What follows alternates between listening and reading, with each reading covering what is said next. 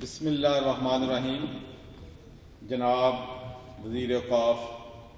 صاحبزادہ پیر سید الحسن شاہ صاحب، جناب سیکرٹری اوقاف ڈاکٹر شاد احمد صاحب، ڈی جی صاحب، اور میرے نہایت ہی قابل احترام معزز علماء اکرام اور میرے بھائیوں، دوستوں، ریسپیکٹڈ میڈیا پرسنز، السلام علیکم۔ سب سے پہلے تو میں فرانس میں حضور صلی اللہ علیہ وسلم کی شان میں جو گستاخی ہوئی ہے اس کی ہم سخت الفاظ میں مذمت بھی کرتے ہیں، اور مجھے اچھی طرح معلوم ہے کہ جب میں برطانیہ میں تھا تو اس وقت سلیمان رشدی نے جو ایک بہودہ کتاب لکھی تھی اس سے پوری دنیا میں پروٹیسٹ ہو رہے تھے، تو بہت سے ممبر آف پارلیمنٹ اور منسٹرز اور یورپ کے لوگ یہ بات مجھ سے سوال کرتے تھے کہ مسلمان جو ہیں اس ایشو پہ اتنے مشتعل کیوں ہیں، اتنے غصے میں کیوں ہیں، اتنے ناراض کیوں ہیں۔ تو میں ان سے یہ بات کہتا تھا کہ مسلمان ہے وہ حضور صلی اللہ علیہ وسلم جو کہ خاتم النبیین ہیں ان سے، اپنے ماں باپ، اپنے بہن بھائیوں سے ہزاروں گنا زیادہ پیار کرتے ہیں۔ وہ یہ تو برداشت کر سکتے ہیں کہ ان کی فیملی کی کسی شخص کو گالی دے دی جائے، وہ برداشت کر لیں گے، لیکن حضور صلی اللہ علیہ وسلم کی شان میں گستاخی برداشت نہیں کریں گے۔ اور یہ کیسی آزادی تحریر و تقریر ہے، کوئی ایسی بات کی جائے جس سے دنیا کے 1.5 ارب مسلمانوں کو تکلیف پہنچے۔ تو اس کے لیے ہم نے برطانیہ میں تو کم از کم ہم نے اس وقت لیجسلیشن کر دی تھی کہ جو بھی مذہبی بنیاد، اور میں ان سے یہ بھی کہتا تھا یہ تو آپ پرافٹ صلی اللہ علیہ وسلم کی بات کرتے ہیں، ہم تو جتنے بھی پیغمبر ہیں، جیسس ہیں، موسیز ہیں، حضرت داؤد ہیں، کسی بھی پیغمبر کے خلاف گستاخی ہوگی تو مسلمان میدان عمل میں آئے گے۔ اور جب ہم یہ بات کر رہے تھے میں آپ سے یہ بات شیئر کرنا چاہتا ہوں، مجھے بہت سے پادری اور یہ ہمارے چرچ لیڈر آ کے ملتے تھے، وہ کہتے تھے اب تو ہمیں اب اس بات پہ بھی یقین ہے کہ اگر حضرت عیسیٰ کے خلاف، موسیس کے خلاف بھی کوئی بات ہوگی تو مسلمان ہی آواز اٹھائیں گے، ہم نہیں اٹھائیں گے۔ تو ماشاءاللہ، تو میں سمجھتا ہوں کہ ہمیں ایک لیجسلیشن کرنا ہے انٹرنیشنل لیول پہ، ہمیں اقوام متحدہ میں کرنی ہے کہ اس قسم کی حرکت جو ہے اس کو کرمنل افینس قرار دیا جائے، اور یہی ایک طریقہ ہے کہ دنیا میں ہم امن اور چین کے ساتھ رہ سکیں گے اور مسلمانوں کی جو دل آزاری ہوتی ہے روز وہ نہیں ہوگی۔ ماہ ربیع الاول کے ان بابرکت لمحات میں عید میلاد النبی صلی اللہ علیہ وسلم کے موقع پر اس عظیم الشان صوبائی سیرت النبی صلی اللہ علیہ وآلہ وسلم کانفرنس کا انعقاد ہم سب کے لیے اعزاز اور برکت کا باعث ہے۔ بلا شبہ نبی رحمت رسول اکرم صلی اللہ علیہ وسلم کی ولادت باسعادت پوری انسانیت کے لیے سراپا رحمت و برکت ہے۔ آپ صلی اللہ علیہ وسلم کی تعلیمات و طرز زندگی تمام انسانوں کے لیے ہدایت کا سرچشمہ ہے۔ عید میلاد النبی صلی اللہ علیہ وسلم تمام مسلمان عالم کو دعوت دیتی ہے کہ وہ اس مبارک موقع پر اپنی انفرادی اور اجتماعی زندگی کا تجزیہ کریں اور دیکھیں کہ ہماری معیشت، ہماری سیاست، ہماری معاشرت اور تہذیب و تمدن کس حد تک حضرت صلی اللہ علیہ وسلم کی تعلیمات اور آپ صلی اللہ علیہ وسلم کے اسوہ حسنہ کے مطابق۔ اور میں یہ بات آپ کو بالکل دل کی گہرائیوں سے، میرا پختہ ایمان ہے اس بات پہ کہ آج جو مسلمان ذلت اور رسوائی کا شکار ہیں پوری دنیا میں، اس کی بنیادی وجہ یہی ہے کہ ہم نے اپنے نبی اور صحابہ کرام کے بتائے ہوئے راستوں پہ چلنا ختم کر دیا۔ لیکن جب آپ چلیں گے تو اللہ کی رحمت آئے گی، اور اس کی میں آپ کو مثال دیتا ہوں۔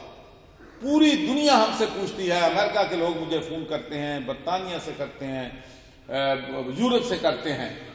کہ بھئی ہمارے تو سیکنڈ ویو کورونا وائرس کی آ گئی ہے، کس طرح کیا طریقہ ہے، کیا آپ نے کام کیا ہے کہ پاکستان میں یونیورسٹیاں بھی کھل گئی ہیں، کالجز بھی کھل گئی ہیں، زندگی بھی بیک ٹو نارمل آ گئی ہے، تو کیا اقدامات آپ نے کیے ہیں کہ جس کی وجہ سے آپ نے کورونا وائرس کو کنٹین کر دیا؟ یقین مانیں کہ جتنا میں زیادہ سے زیادہ سوچتا ہوں تو میں ایک ہی بات پہ یقین آتا ہے کہ ہماری ریاست نے اس مشکل وقت میں غریب اور مستحق لوگوں کا خیال رکھا۔ ہماری ریاست نے 1,20,00,000 لوگوں کو جو بے روزگار ہو گئے تھے، جو ڈیلی ویجز سے جن کے چولہے بند ہو گئے تھے، ان کو 12,000 روپیہ فی خاندان جو ہے پہنچایا۔ اور دوسری بات، میرے نبی حضور صلی اللہ علیہ وسلم نے فرمایا تھا کہ وہ شخص مومن نہیں ہو سکتا جس کا پڑوسی بھوکا سا۔ اور دوسرا، ہمارے مخیر حضرات نے، ہمارے این جی اوز نے اتنا دل کھول کے کام کیا، اتنی محنت کی کہ ہر گھر جہاں چولہا بند تھا وہاں پر راشن پہنچایا۔ صرف گورنر ہاؤس کے توسط سے 2,20,00,000 لوگوں کو ریشن پیک جو ہے ڈیورنگ کووڈ-19 ہماری 165 پلس آرگنائزیشن نے یہ راشن پہنچایا۔ تو میرا اس بات پہ ایمان ہے کہ جس طریقے سے میرے نبی حضور صلی اللہ علیہ وسلم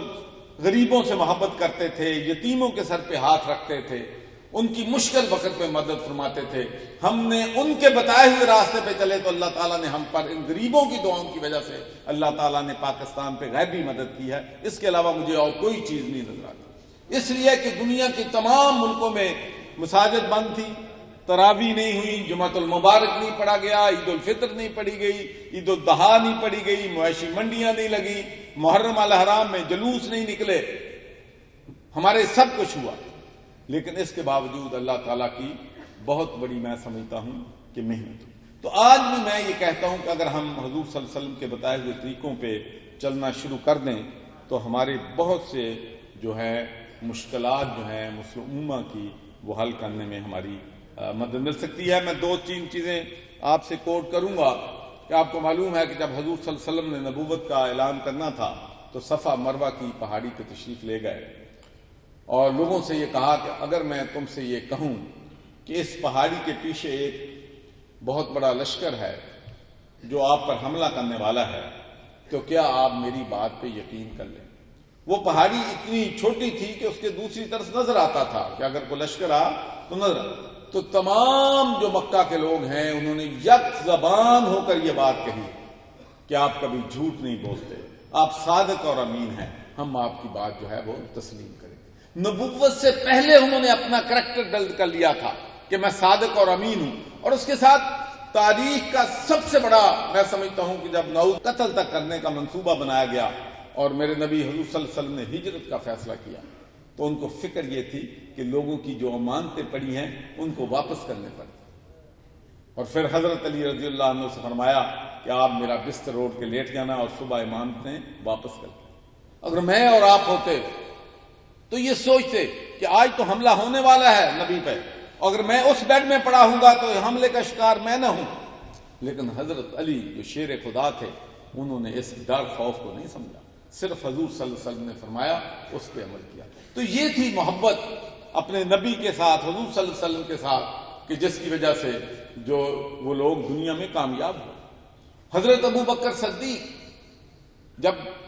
چل رہے تھے ہجرت کر کے تو کبھی آگے جاتے تھے، کبھی پیچھے ہو جاتے تھے، کبھی دائیں جاتے تھے، کبھی بائیں آتے تھے۔ تو میرے نبی حضور صلی اللہ علیہ وسلم نے پوچھا کہ ابو بکر کیا مسئلہ ہے، کبھی آپ بڑی بے چینی ہے، کبھی آپ آگے جاتے ہیں، کبھی پیچھے جاتے ہیں، کبھی دائیں ہوتے ہیں، کبھی بائیں ہوتے ہیں۔ تو حضرت ابو بکر صدیق نے فرمایا کہ یا رسول اللہ، جب مجھے یہ محسوس ہوتا ہے کہ آگے سے دشمن حملہ کر دے گا تو میں آگے چلا جاتا ہوں، جب مجھے یہ شک ہوتی ہے کہ پیچھے سے حملہ کر دے تو میں پیچھے چلا جاتا ہوں۔ یہ ہے محبت، اور اس محبت کی وجہ سے دنیا میں جو لوگ ہیں پوری دنیا میں کامیاب ہیں۔ اس کے علاوہ صبر، شکر، ٹالرنس جو ہم میں غائب ہو گئی،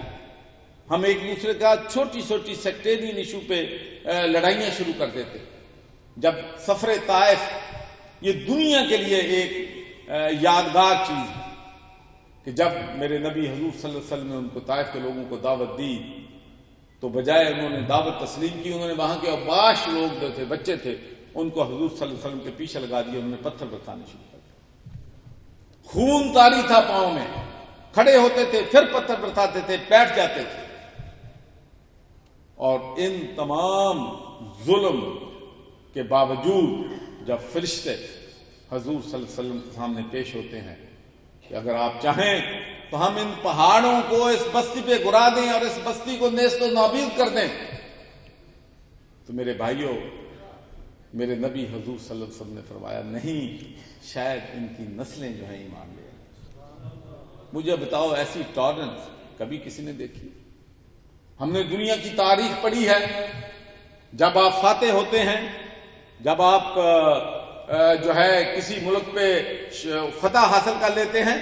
تو پھر ظلم اور ستم کی روایات قائم کرتے ہیں. لیکن فتح مکہ کا جو واقعہ ہے یہ دنیا کی آنکھیں کھولنے کے لیے کافی ہے. صحابہ کرام کا خیال تھا کہ انہوں نے ہم پہ بڑا ظلم کیا ہے، انہوں نے ہمیں زیادتی کی ہے، انہوں نے ہمیں ہجرت کرنے کے مجبور ہوا، آج ہم ان سے انتقام لیں گے، آج ہم ان لوگوں سے بدلہ لیں گے. لیکن میرے نبی حضور صلی اللہ علیہ وسلم نے فرمایا کہ جو خانہ کعبہ میں پناہ لے لے گا میں اس کو بھی معاف کرتا ہوں، جو اپنے گھر میں پناہ لے لے گا میں اس کو بھی معاف کرتا ہوں. ابو سفیان جس کے ساتھ جنگیں لڑی، فرمایا کہ جو ابو سفیان کے گھر پناہ لے لے گا میں اس کو بھی معاف کرتا ہوں. ہندا جس نے حضور صلی اللہ علیہ وسلم کے چاچا حضرت حمزہ کا کلیجہ دبایا تھا اس کو بھی معاف کرتا ہوں. تو میرے بھائیوں، اسلام جو پھیلا ہے یہ کمپاشن سے، پیار سے، محبت سے، رواداری سے پھیلا، اور ہمیں اگر اس سسٹم کو ہم اپنا لیں گے تو مجھے اس بات پہ 100% یقین ہے کہ جو ہماری ماضی میں شان و شوکت تھی مسلمانوں کی، وہ شان و شوکت بھی ہمیں واپس جو ہے آ سکتی. اور ایک بات میں آپ سے کرنا چاہتا ہوں شیئر، پلیٹ فارم تو نہیں ہے، ہماری میٹنگ تھی ریلیجس ہیریٹیج اور اپنی ٹورزم کمیٹی کی، ہمارے منسٹر صاحب بھی تھے، سیکرٹری صاحب بھی تھے. حالانکہ ان کا تو یہ تو جسٹ ابے کر رہے ہیں حکومت کے. تو میں تو نہیں کہتا کہ جو کچھ آج ہو رہا ہے تو اس کی ذمہ دار یہ ہے، اس کی ذمہ دار ہم ہیں، حکومت ہے. مجھے یہ بتائیں کہ بر صغیر میں جو دین پھیلا ہے یہ ہمارے جو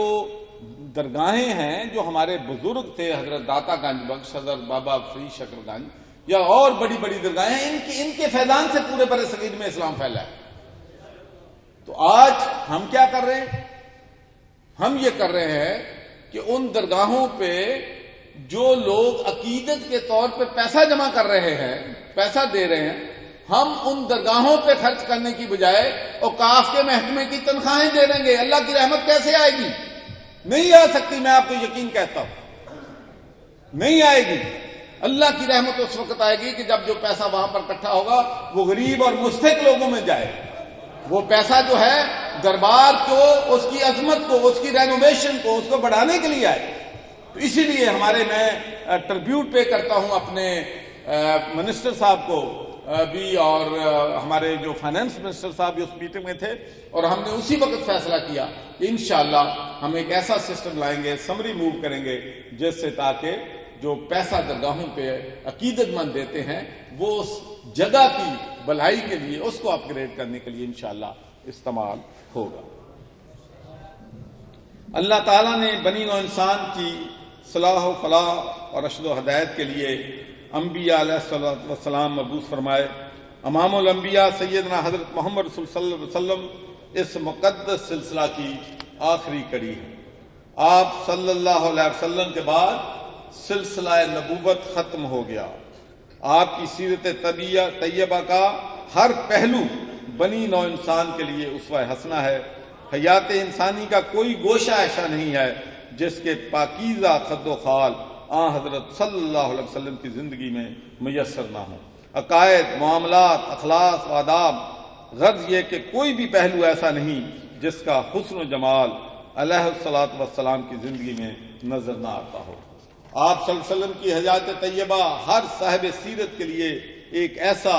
مرقع ہے جس کا ہر پہلو ہدایت اور روشنی کا باعث ہے. حسن یوسف، دم عیسیٰ، ید بیضہ داری، آنچہ خوباں ہما دارن تو تنہا داری. تو یہ ساری صفات جو ہے میرے نبی حضور صلی اللہ علیہ وسلم میں موجود ہیں۔ حاضرین اکرام، حضور صلی اللہ علیہ وسلم کی ذات کرام بھی مسلمانوں کی محبتوں اور عقیدتوں کا محور و مرکز ہے۔ آپ صلی اللہ علیہ وسلم کی تشریف آوری پوری دنیا اور بالخصوص اہل اسلام کے لیے اللہ تعالیٰ کی نعمت عظمیٰ اور احسان کبریٰ ہے۔ اللہ تعالیٰ کے اس احسان عظیم پر اظہار تشکر کے لیے امت مسلمہ صدیوں سے ہر لمحہ ہر آن حضور صلی اللہ علیہ وسلم پر درود و سلام کے نذرانے پیش کر رہی ہے، اور یہ سلسلہ ابد تک جاری رہے گا۔ سیرت النبی صلی اللہ علیہ وسلم کانفرنس کے لیے اس سال کا عنوان ماحولیاتی آلودگی اور ہماری ذمہ داریاں سیرت النبی صلی اللہ علیہ وسلم کی روشنی میں رکھا گیا ہے۔ حالات حاضرہ کے تناظر میں یہ موضوع انتہائی اہمیت کا حامل ہے۔ اس پر بڑے وسیع اور جامع خطبات اور مقالات ہم نے سنے اور مزید بھی سنیں گے۔ اسلام نے جو تعلیمات دنیا کو عطا کی ہیں ان میں ماحول کے تحفظ اور نگہداشت کے حوالے سے بہت تاکید کی گئی ہے، اور انسان کو پابند بنایا گیا ہے کہ ایسا ماحول پروان چڑھائے جس کے ذریعے ایک صحت بخش اور حیات یافتہ معاشرہ پروان چڑھے اور انسانی زندگی کو لاحق خطرات کا سدباب ہو۔ اسلام کے دین فطرت اور ماحول دوست ہونے کا بین ثبوت حضور صلی اللہ علیہ وسلم کا فرمان گرامی صفائی نصف ایمان ہے۔ مزید یہ کہ اسلام ایک مکمل ضابطہ حیات ہے جس نے ہمیں زندگی گزارنے کے لیے جو رہنما اصول عطا کیے ہیں، آج ان پر عمل پیرا ہونے کے لیے ایک مرتبہ پھر ہمیں عہد کرنے کی ضرورت ہے۔ ماہ ربیع الاول کی مناسبت سے آج کی صوبائی سیرت النبی صلی اللہ علیہ وسلم کانفرنس موقع پر پنجاب کی سطح پر گزشتہ ہجری سال کے دوران تحریر کی جانے والی کتب سیرت طیبہ و مجموعہ ہدایات کے مقابلے میں اول انعام حاصل کرنے والے خوش نصیبوں کو میں بہت ہی مبارکباد پیش کرتا ہوں، اور مجھے یقین ہے کہ ہمارے خاص کر نوجوان طلبہ جو ہے ان کتابوں سے بینیفٹ جو ہے وہ ادا کریں گے، اور میں کانفرنس کے تمام منتظمین جو ہیں اس بہت ہی کامیاب کانفرنس پہ آپ کو مبارکباد دیتا ہوں۔ اور آخری بات میں آپ سے کر کے اجازت چاہوں گا، جب اللہ تعالیٰ نے 1997 میں مجھے برطانیہ کی تاریخ میں پہلا مسلمان ممبر آف پارلیمنٹ بننے کا شرف دیا، تو اس کے بعد حلف ہونا تھا۔ تمام جو ممبر تھے وہ بائبل پہ حلف اٹھا رہے تھے، تو میرے دماغ میں آیا کہ میں تو بائبل پہ نہیں قرآن پاک پہ حلف اٹھانا چاہتا ہوں۔ تو میں نے اسپیکر جو تھے ہمارے، میں نے ان سے بات کی، میں نے کہا بھئی میں نے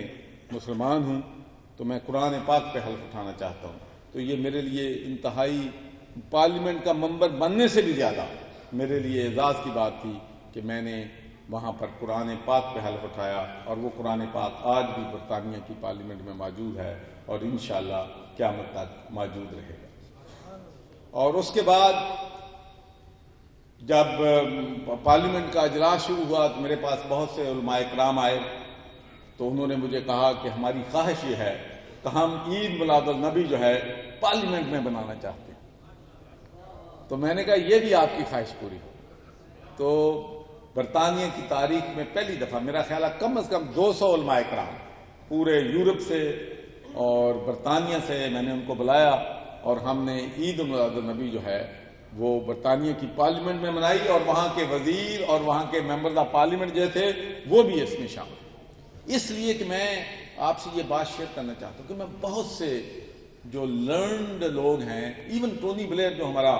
پرائم منسٹر تھا، اور بہت سے لوگ میں جن سے ملتا ہوں، تو وہ مجھے یہ کہتے تھے کہ ہم نے قرآن پاک پڑھا ہے، ہم نے قرآن پاک سے بہت کچھ سیکھا ہے۔ تو پھر میرے دماغ میں اس وقت آتا تھا کہ کیوں ہم اپنے بچوں کو قرآن پاک جو پڑھا رہا ہے اس کو بھی نہیں پتا کیا پڑھا رہا ہے، جو پڑھ رہا ہے اس کو بھی نہیں پتا کیا پڑھ رہا ہے، تو کیوں نہ اگر ہم اپنے ترجمے کے ساتھ بچوں کو قرآن پاک پڑھا دیں تو ان کی تربیت بھی ہو سکتی ہے۔ تو اسی لیے میں نے فیصلہ کیا کہ میں نے پنجاب کی تمام یونیورسٹی میں قرآن کو ترجمے کے ساتھ پڑھنا لازم قرار دے دیا، اور یہ تمام جو یونیورسٹیز ہیں انشاءاللہ اس میں یہ کام شروع ہو گیا ہے کہ قرآن پاک کو ترجمے کے ساتھ انشاءاللہ پڑھایا جائے گا۔ اور پرسوں میں نے گورنر ہاؤس میں کوئی اسلامک ہیریٹیج نہیں تھا، تو وہاں پر میں نے پرسوں پرائم منسٹر صاحب اپنے پریزیڈنٹ صاحب تشریف لائے تھے، وہاں پر قرآن گارڈن ہم نے بنایا ہے. تمام سپیشیز اور پلانٹ جن کا ذکر قرآن پاک میں ہے وہ اس گارڈن میں انشاءاللہ ہم نے لگائے ہیں. اور وہ لوگ جنہوں نے ہمارے شہید ہوئے ہیں، ہمارے پیرامیڈکس ڈاکٹر، ان کے نام وہاں پر لکھے گئے ہیں. جو مخیر حضرات ہیں ان کے نام لکھے گئے ہیں. تو میں انشاءاللہ میری کوشش ہوگی ایک دن کہ آپ کرام کو لے کے ہم ان کو وزٹ کرائیں اور انشاءاللہ میرے ساتھ چائے کی پیالی پئیں. یہ میرے لیے بہت ہی اعزاز کی بات ہوگی. Thank you very much.